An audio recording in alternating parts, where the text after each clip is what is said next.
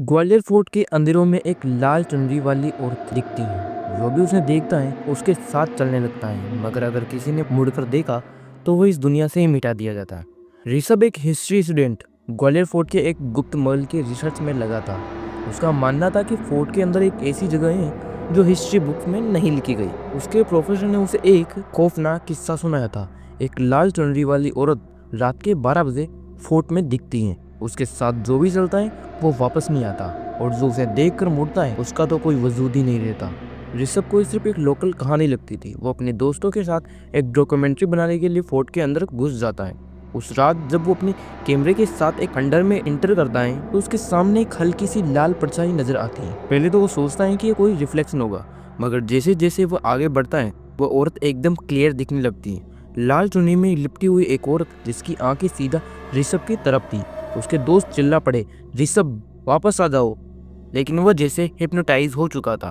उस औरत ने अपना हाथ बढ़ाया और बिना एक शब्द कहे ऋषभ ने अपना हाथ उसके हाथ में दे दिया।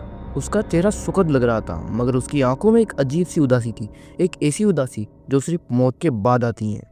ऋषभ के दोस्तों ने देखा कि वह चुपचाप उस औरत के साथ फोर्ट के एक पुराने महल की तरफ जा रहा है, पर जैसे ही उन्होंने कंधे में हाथ रखा वो वहाँ नहीं था। सिर्फ एक ठंडे हवा का झोंका आया और ऋषभ वहाँ से गायब हो गया। अगली सुबह जब दोस्तों ने यूनिवर्सिटी में इन्फॉर्म किया तो सब लोग हैरान हो गए। ऋषभ? कौन ऋषभ? उसका रिकॉर्ड कहीं नहीं था। कोई प्रोफेसर उसका नाम तक नहीं जानता था। उसके घर वाले तक उसे पहचान नहीं रहे थे, जैसे वह कभी था ही नहीं। दोस्तों ने उसका कैमरा चेक किया। आखिरी रिकॉर्डिंग में ऋषभ लाल चुनरी वाली औरत के साथ एक पुराने महल के अंदर जा रहा था, मगर उस वीडियो का एक और शॉकिंग फैक्ट था। वह औरत लाल चुनरी में नहीं, वह एक मुर्जा करने वाली थी। दोस्तों ने फोर्ट के एक पुराने पंडित से इस बारे में पूछा। पंडित ने जो बताया वो और भी ज्यादा भयानक था। तुम लोग जिस औरत की बात कर रहे हो वो एक नाचने वाली थी जो ग्वालियर के एक राजा की सबसे पसंदीदा थी।